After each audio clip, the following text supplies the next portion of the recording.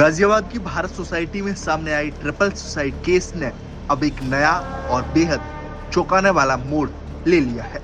शुरुआती जांच में पुलिस का फोकस सिर्फ एक ही बिंदु पर था और वो था बच्चियों के मोबाइल फोन। उस समय सामने आया था कि पिता चेतन ने तीनों बच्चियों से फोन ले लिए थे, जिसके बाद ये आशंका जताई गई कि बच्चियां मानसिक रूप से परेशान हो गईं और इसी वजह से उन्होंने आत्महत्या जैसा कदम उठाया। उस वक्त सामने ये भी आया कि बच्चियां कोरियाई कंटेंट, ऑनलाइन गेमिंग और सोशल मीडिया में जरूरत से ज्यादा समय बिता रही थी और फोन छीनने के बाद वे टूट गई थी। लेकिन जैसे जैसे जांच आगे बढ़ी, पुलिस को एहसास हुआ कि मामला सिर्फ फोन या ऑनलाइन एक्टिविटी तक सीमित नहीं है। जब पुलिस ने घर के माहौल और पारिवारिक पृष्ठभूमि की गहराई से पड़ताल शुरू की तो कई ऐसे फैक्ट सामने आए जिन्होंने पूरे केस को और ज्यादा पेचीदा बना दिया।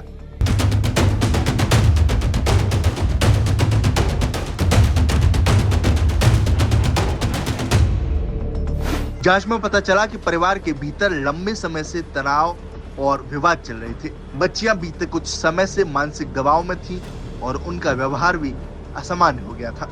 इसी कड़ी में पुलिस की जांच का दायरा बच्चियों के पिता चेतन की निजी जिंदगी तक पहुंच गया। जांच में सामने आया कि चेतन की एक या दो नहीं बल्कि तीन शादियां हो चुकी थी। इसके बाद इन शादियों की वैधता और परिवार की स्थिति भी पुलिस जांच के दायरे में आई। जांच में पता चला कि चेतन की पहली शादी साल 2008 में हुई थी। पहली पत्नी से उसे एक बेटा और एक बेटी हुई।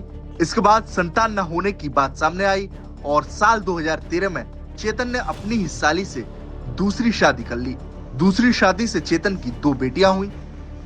इसके बावजूद चेतन ने तीसरी शादी की। तीसरी शादी को लेकर कहानी और ज्यादा उलझी हुई है। कुछ जानकारियों के मुताबिक चेतन ने दूसरे धर्म की लड़की से शादी की, जिसके लिए धर्म परिवर्तन कर कोर्ट मैरिज की। और कुछ रिपोर्ट्स ये भी दावा कर रही हैं कि तीसरी शादी भी उसने अपनी साली से ही की थी, जिसकी बाद में मौत हो गई। अब पुलिस इस बात की जांच कर रही है कि चेतन की तीनों शादियां किस तरह रजिस्टर हुई, क्योंकि भारतीय कानून में बहुविवाह एक अपराध माना जाता है। इसी के साथ चेतन के आपराधिक इतिहास को भी खंगाला जा रहा है। उसकी आखिरी पत्नी की संदिग्ध मौत और आत्महत्या से जुड़े सबूत भी जुटाए जा रहे हैं। वहीं जब मीडिया ने चेतन से उसकी 3 शादियां और पुराने लिव इन पार्टनर की मौत को लेकर सवाल किए तो उसने इस पर कुछ भी कहने से इनकार कर दिया। उसकी ये चुप्पी अब जांच एजेंसियों को और ज्यादा शक के घेरे में डाल रही है। वहीं एक और चीज जो सामने आ रही है वो ये कि चेतन जब भी पुलिस के सामने पेश होता है तब वो मुंह पर मास्क लगाए हुए नजर आता है। फिलहाल पुलिस इस केस को सिर्फ आत्महत्या का मामला मानकर नहीं चल रही है। जांच अब कई एंगल से हो रही है। पहला, घरेलू और पारिवारिक विवाद। दूसरा, फोन और ऑनलाइन गतिविधियों की पूरी फॉरेंसिक जांच।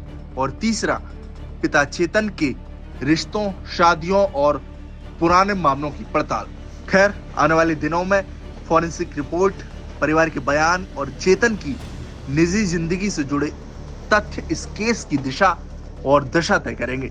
लेकिन इतना साफ है कि भारत सोसाइटी का यह मामला अब सिर्फ एक ट्रिपल सुसाइड नहीं बल्कि घरेलू हालात और पारिवारिक रूप से भी जुड़ा एक संवेदनशील केस बन चुका है।